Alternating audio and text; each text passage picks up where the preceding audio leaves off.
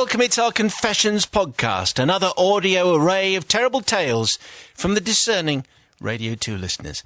This week's concise collection includes a motoring misdemeanour, a trouser tear, a language lie, and a colossal clothing catastrophe. Who will you forgive? Here it all comes. This is BBC Radio 2. Thank you for the Drive Time Confessions, which have been arriving while we've been away. And as stories occur, send them in, please. confessions@bbc.co.uk. If you miss any of the week, you can sign up to the Confessions podcast. You can download all the terrible tales, and they'll turn up every Friday. Dear Father Simon and the Quintessential Collective, this is from Alex. Around this time of year, I'm reminded of a dark episode in my otherwise largely blemish-free life, and I now feel it's time to confess. The sorry tale took place in the spring of 1983 when I was fast approaching my 17th birthday. As is often the case with lads of that age, my friends and I were obsessed with cars. My friend, let's call him Fred, was a few months older than me and had already passed his driving test. I, on the other hand, was counting down the days until I could get behind the wheel myself. My other friend, let's call him John, was also approaching his 17th, but he was working in a discount auto parts store and was therefore living the dream. On the weekend in question, my aunt had come to visit from Devon. She arrived in her classic 1963 MG sports car with its beautiful black paintwork, shiny chrome bumpers and red leather interior. You can only finish badly from this point.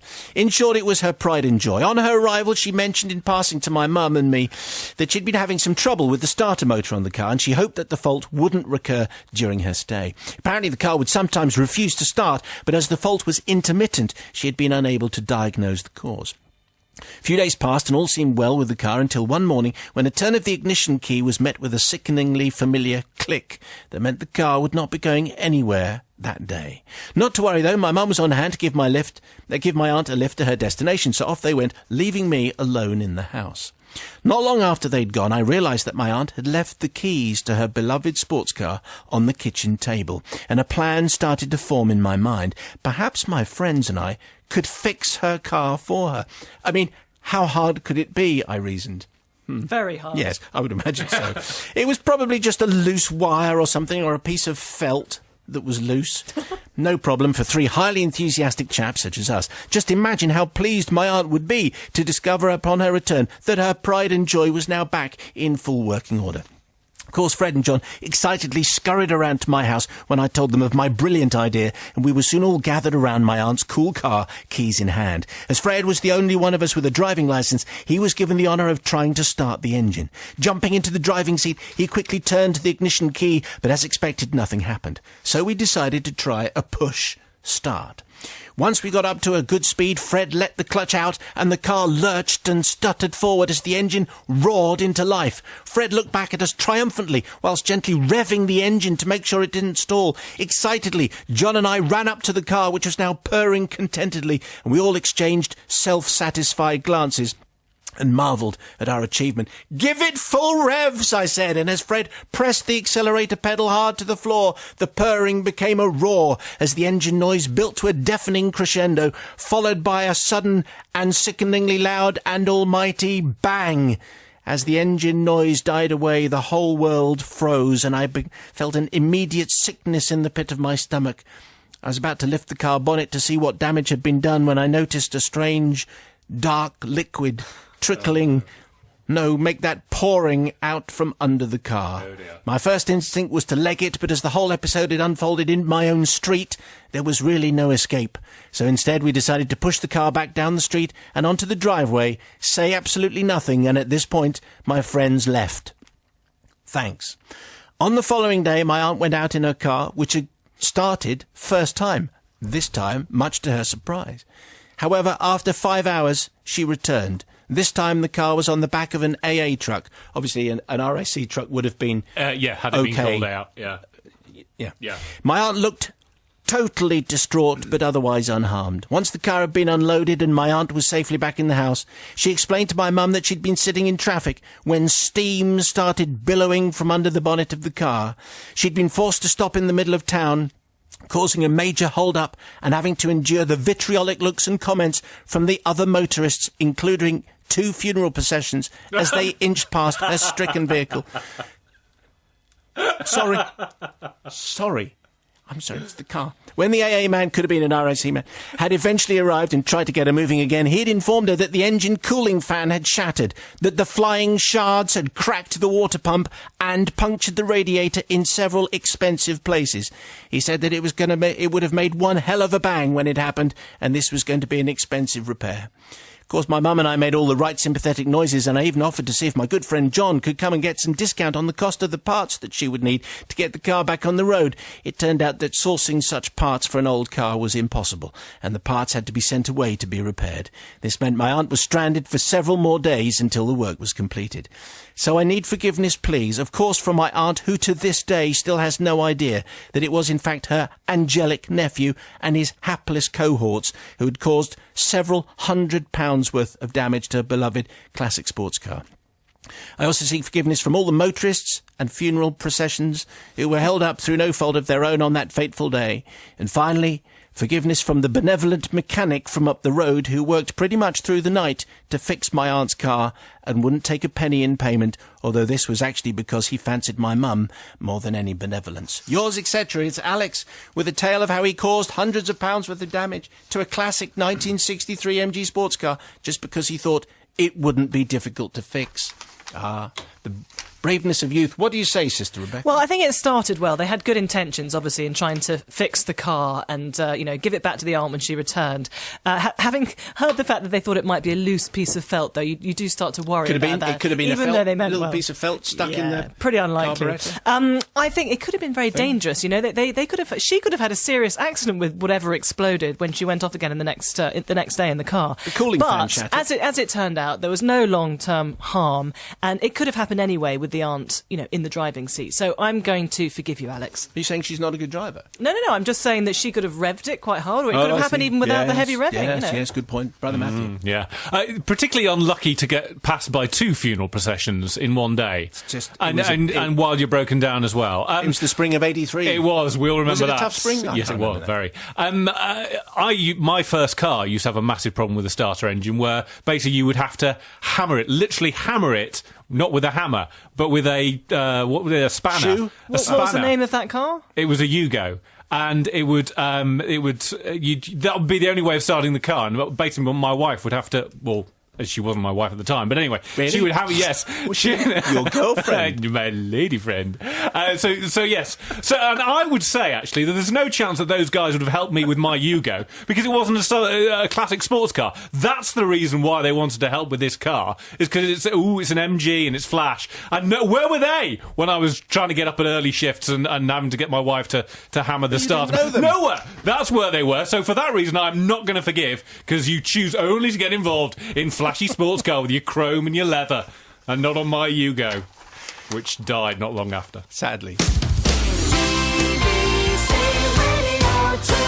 It's another Drive Time confession. Brother Matt is here, Sister Rebecca, and the venerable Deadly has deigned us with his presence. Bless you. Pardon? Bless you. Thank you very much indeed. Didn't sneeze. Yet. Well, here we go, and we're merely moments away from some derogatory comment that he's going to make. What? I've got a long way for this. Have you already written down "not forgiven"? Not yet. It's only a matter of time. Grumpy. This one from Roger in Rugby. Thank you, Roger in Rugby. Dear Father Simon and the Forgiveness Few, this tale goes back to the summer of the mid-90s when I was an engineering graduate still looking for work. I'd applied for a number of engineering posts since my graduation, but nothing was forthcoming. And then my luck changed. I was called for an interview at a well-known aviation research facility. My idea of job heaven, given my love of aircraft and the thought of working with new technologies. I knew that I had to look my best, but being a poor graduate, I had to make do with my suit that I'd used for university placement interviews. University living had meant that I'd grown a little bit where I would rather I hadn't, but the suit did still fit, just a little bit snug in places. So I set off from my parents' house in Felixstowe by public transport, and in due course I arrived at the security and reception area in time for my interview. My timing was spot on. I'd arrived with 10 minutes to spare for the time that they wanted me to arrive. So I signed in at the reception desk and was told that someone would be along to collect me in a few minutes. Would I like to take a seat? As I went to sit down on the low couches, I felt something give. and my heart sank. Actually, that wasn't all that sank. A quick check with my hands confirmed that there was now an enormous split in my trousers. I tried to think, and all that came to mind were safety pins. However, this isn't the sort of thing I carry around with me, what with me being a bloke, so I went back to the receptionist and explained my predicament. She was sympathetic, but was unable to provide me with any safety pins, as they aren't standard issue in most office environments. I'd have thought they might have been, but anyway, not this one. But she was able to give me a load of paper clips. Well, thanking her, I dashed into the visitors' toilet and set about trying to repair the damage. In the privacy of the cubicle, I was able to assess the extent of the damage, and it was horrible. My trousers had split at the seams all the way. Stop it, control yourself. My trousers had split at the seams all the way from the... Go on, the what? The what? All the way from the what? I've got... Come on. I've got to say the word gusset, okay? I know, it's been coming round the corner for a while. Go on. Do it again, say it again. I haven't said it yet. You have it. Oh, yeah. Go on. You've gone really red. I'm trying to control myself. My trousers had split at the seams all the way from the gusset area right between my legs to about halfway up my backside. Oh, that was halfway up. Anyway, go on. Although there was a small amount of cover afforded by my jacket, it was nowhere near enough. Fortunately, my boxer shorts were in better condition, i.e. clean and in one piece, so I'd be able to keep my modesty in check, but the colour that they were could still be noticed through the massive rip. I set about trying to make good. Initial attempts with the paper clips didn't work. In retrospect, I should have asked for a stapler, but I discovered that here's the thing, unwinding the clips meant that I could wire my trousers together. It wasn't perfect, as there were gaps, but at least it was no longer hanging open. I left the toilet with a nagging feeling between my legs, and I waited for my escort. It's a sentence I haven't read in a confession before. My mind was no longer focused on the interview ahead of me, but on the problem that it wasn't possible to sit down without drawing blood. What colour was the chair? Despite the fact that the body has a natural crevice. Oh, no! No, we do apologise unreservedly for this. Has this been checked? And it's gone through all the... Yes. And that some of the wiring sat neatly in the valley without being too jabby. It was not enough, really, so now my mind was more focused on my wardrobe malfunction and wounds than on the answers I should have been giving in the interview. I was also given a tour of the building, which was mercifully devoid of a lot of people. I just had hope that whilst I was walking slightly behind my tour guide, no one was following me, especially up the stairs. Eventually, the interview and tour ordeal was over, but there was still one more problem. I actually had to get home. Being a poor graduate, I didn't have money from anything more than bus rides, having spent a lot on the train fare. Certainly not enough to buy a new pair of trousers anyway. So my journey from the research centre took place. A long walk to the bus stop, followed by a bus ride, standing and now jabbing room only. A train to London, again standing and jabbing a lot. Sitting on the tube, standing and then bleeding a little. A final bus ride to Felixstowe, seating and bleeding. And a long walk back to my parents. Oh, the chafing. My mum and dad, being the wonderful people that they are, were sympathetic to my plight once they'd stopped laughing. So I seek forgiveness from the interview panel who must have wondered how someone so distracted had the ability to get a 2-1 in engineering. I also seek forgiveness from anyone who received a shocking view, be they the people at the research centre or the unfortunate seated commuters whose eye line was at exactly the wrong height. Whilst it wasn't a full moon, it was at least a partial lunar eclipse, and not the sort of thing that they would be expecting or wanting. As for the interview myself, I never did hear back about the job. Oh. Maybe it was so traumatic for them that it's taken them nearly 20 years to decide. Anyway, Roger in Rugby. Thank you very much indeed. We got through it in the end, but it was a challenge in places. Well, you know, the word gusset doesn't turn up a lot. Or indeed valley, to be honest. In confessions, but it's a good comedy word. Sister Rebecca. That's a terrible scenario, that story. I can't even imagine how awful that must have been. I remember going to a George Michael concert once when his trousers split. Oh, his trousers. His trousers split, but obviously being George Michael, he could did it just on go off purpose. stage and get a new pair of trousers. He did it on purpose. I mean, this is just terrible. You can't even think what you would have done. I mean, what would you have done in that situation? Probably the same. No. So I really feel showed sorry a lot for of Roger. initiative, though. You know, wiring his trousers Yeah. together is pretty good. Yeah, I think if I'd been Roger in that situation, I would have just walked out. I don't think I could have gone through the interview. So good for you, Roger, for going through the interview and trying to answer the questions. And I just feel sorry for you. So, yeah, you're completely forgiven. Was it obvious that George Michael's trousers had Yeah, split? very obvious. Was it? Well, he was wearing black trousers and then white underwear. I reckon that was almost certainly deliberate. Do you think? Yes. That old trick. I bet you screamed. Did you? I screamed in laughter. Yeah, right. As did everyone else. Yes, the Venerable Deadly. Totally forgiven, I think, on this one. Totally forgiven. A very creative solution, and he kept going to the end, to the bitter end, as it happened to be. And good use of paperclips. Good use of paperclips. I think it's very inventive. Brother Matthew wanders in with this. This was superb. This is the best one we've had for a while. I think the fact that he shows so much initiative with him having the engineering degree, you'd have thought the people on the interview panel would have thought, yes, this is exactly the kind of chap we want, just as long as he can get slightly better fitting pants. And whether he go into the interview saying, is it all right if I stand throughout the entire interview? Is that okay? That's not gonna work. Really don't want to sit down, if that's all right. But frankly, any confession that involves the word gusset and the chafing, that means you're definitely going to get forgiven. Definitely forgiven. Another drive time confession. You can send in yours, of course, at any time. Compose it, send it in. You can email confessions@bbc.co.uk, and there's a very nice form on the Radio 2 website. Go to the drive time pages, click on confessions, take part in the show, that kind of thing, and it's all there and looks lovely. And you can check out the archive as well. If you miss any of them through the week, you can sign up for the Confessions podcast, and they're there for you every Friday. This from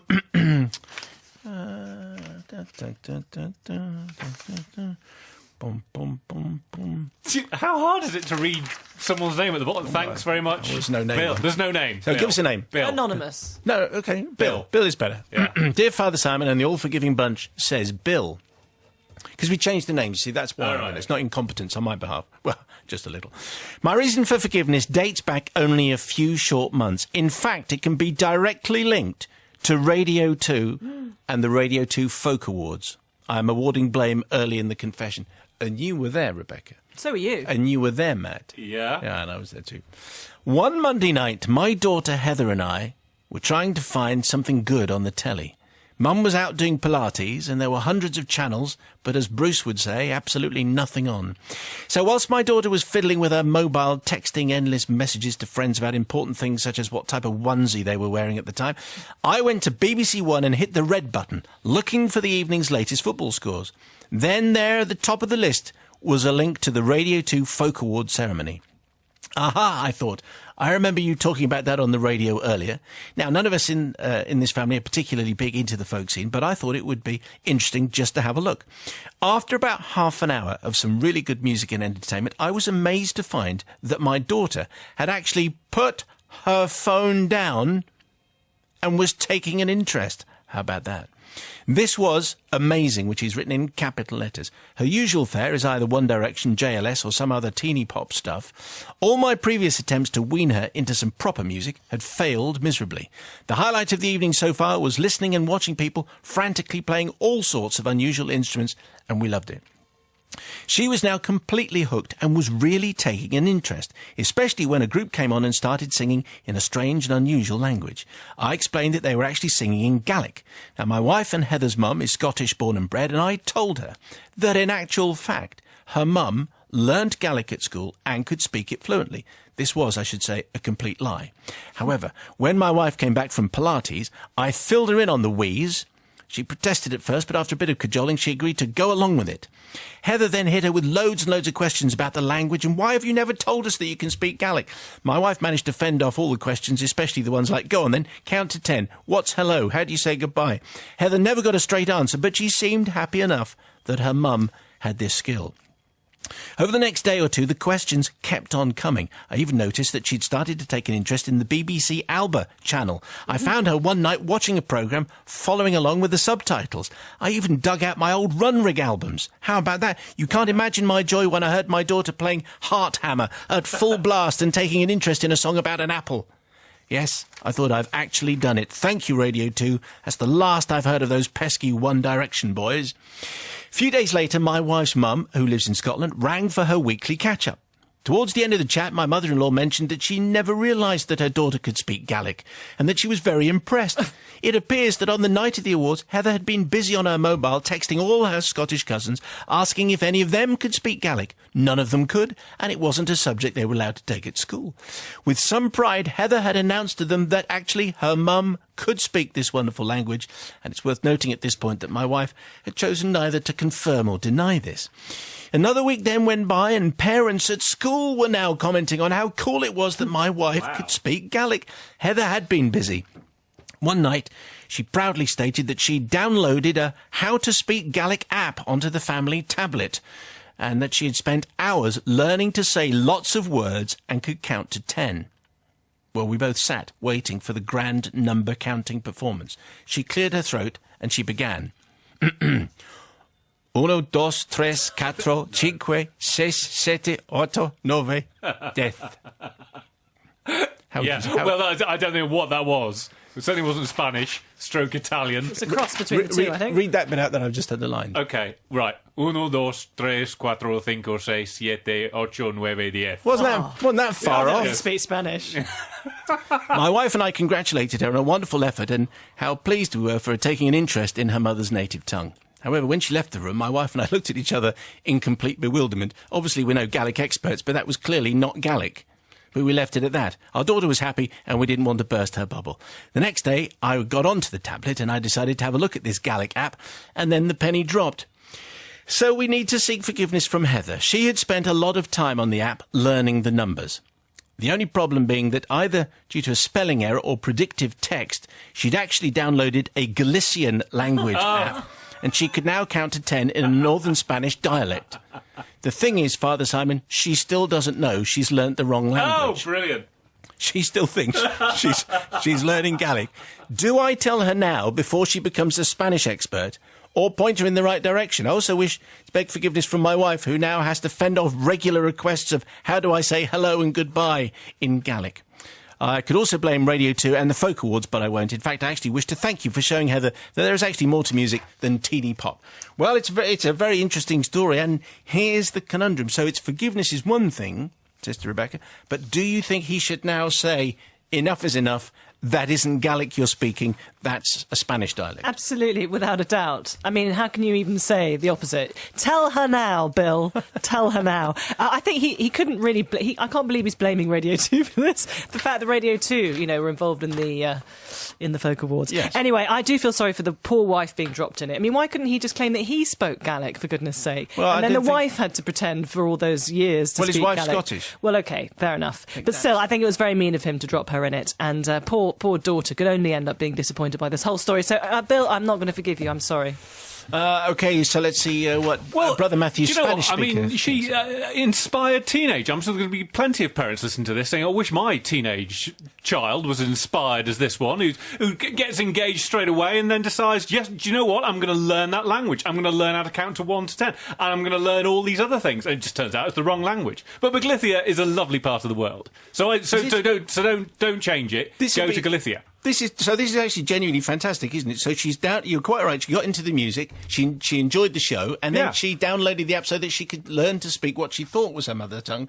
It's just that it wasn't. It just wasn't. Which is why you need to tell her now. No. Well, don't tell her now. No, don't tell her now, because it's even funnier to keep it going. I love the fact that the wife has managed to not reveal what hello or goodbye is yet. No, I'm not going to tell you that. It's a secret. Really? I don't want to show off. You speak fluently. Yeah, but I'm not going to tell you what hello is. Okay, so it's confession time, and this is it's like a follow-on from a confession that we did a couple of weeks back from Tracy. Dear Simon and the ever-forgiving few, it starts like this. Well, that uniform confession you read out recently has really put the cat amongst the pigeons. Now, do you remember there was a confession you did a couple of weeks ago which was about, you might have been taking holiday, I don't know. Anyway, it was about a lady they'd moved house and she had bought the wrong badge to go on the blazer. It was the wrong dragon. I don't remember that one. Oh, it was probably one of those... Many days. Yes. On the picket line or something like that. Anyway, it was one of those. So, it was all about in the wrong school uniform, and she got the wrong badge to go on the blazer, causing her kids a lot of embarrassment. And the confession was she'd done it on purpose to save money on the badge. Oh, right, OK. That's what it was. Well summarised. OK, thank you. So, Tracy says... That uniform confession you read out recently has really put the cat amongst the family's pigeons, because that story was just about a blazer badge. Mine is so much worse. I'm hoping for leniency, but looking back with the wisdom of advanced middle age, I can see that my actions were reckless and reprehensible. Like your uniform story, we too had moved house. There were the three of us, me and the two kids, Seth and Janet, a boy and a girl, as you will have noticed. This is relevant. We moved from Southampton to, shall we say, the northwest of England. It wasn't a happy move for a number of reasons, one of them being that the kids quite liked their friends and schools on the south coast. They viewed the move with suspicion or hostility, depending on how their day had gone. When we moved, Seth was 14 and Janet was 16. These are not good times to move school, and I was aware of how disruptive I was being, but needs must, and the promotion beckoned. The upside of this was that Janet couldn't see Ross anymore. He was a scoundrel from the wrong side of the tracks and was a thoroughly bad influence on my little girl, who wouldn't have become a punk without him. But anyway, I digress. So we arrived in the northwest, and the summer was spent bedding down in the new town and trying to make friends. Most folk in the street were friendly, especially the family with two Johnny Rotten lookalikes who lived opposite. And having a girl punk in their quiet road was quite the most wonderful thing ever. They looked quite a sight, of course, but when it came to school uniform, well, it had to be worn. I, like your last uniform confessor, had spent a small fortune that I didn't have on dressing my two offspring in all the necessary. For games, Janet needed hockey and netball stuff, and Seth needed football and cricket gear. It was hilarious to see my punk daughter in pleated skirt and AirTech shirt running around on the hockey pitch, vertical hair slowly giving way to the forces of gravity. Seth, on the other hand, just got on with it. Then I went and messed it all up in a day that still lives in family infamy. Wednesday was games day for both of them, and normally I had the games kits all packed and ready the night before, which is a little bit of a depressing thing, anyway, or at least 5 minutes before they left. On this particular Wednesday, I was distracted. I can't remember why, but the end result was that Janet got a football kit and that Seth got a hockey kit, a girl's hockey kit. Oh dear. No problem, you might think. They could just borrow someone else's kit. But this reckons without the 1970s games teacher, a tough, no-nonsense teacher who was a stickler for the rules. Apparently Seth had been on a warning for talking during football practice. Imagine that, talking in games, how terrible, says Tracy. And as a result, my poor boy had to wear his sister's hockey kit all the way through games. A 40-minute match against another team of boys in a skirt and with girls watching. What? The AirTech shirt was passable, if a little tight, but the pleated hockey skirt could not be hidden. In one afternoon, I lost my easygoing son and instead got a raging, furious, embarrassed son who said he'd never forgive me ever. He was called Steffi from that day on. Nice. Unbelievable. His favourite pizza sorted him out at home, but school took a little longer, I'm afraid. And so I seek forgiveness from my son for ruining his school life with one mispack of the games bag. Though in mitigation, his games teacher really should take most of the blame for being so vindictive. I think that's a fair point. Yeah. But the Steffi name has stuck, even to this day. Mothers and packers of games kit everywhere, be warned. Which will happen. Most schools go back, and you have to be very careful. But in this case, it was Tracy. She just got it wrong. And the girls' kit went, and then the boys' kit. I think most schools, that's not going to happen now, and you could just borrow someone else's kit. It reckoned without this particular games teacher said, no, you're wearing a dress. I can so identify with Tracy, because I do this the entire time. I can't keep track of when it's gym kit and when it's ordinary school uniform, and I'm always embarrassing my children. Luckily, the gym kit is always tracksuit, so it doesn't matter if you... It's kind of the same. It's kind of the same, yeah, exactly. So, I mean, this must have been mortifying for I can't think Seth. of anything. Imagine he's... In a skirt against another team. He's 14. At the age of 14. Really awful. I mean, you can see why he was so furious with her. On the other hand, it wasn't her... I mean, she didn't do it on purpose. She was obviously thinking about something else. She was distracted. So I can't not forgive you, Tracy. You are forgiven because, you know, it wasn't a malicious thing. But poor Seth. Yeah. The gym teacher, on the other hand...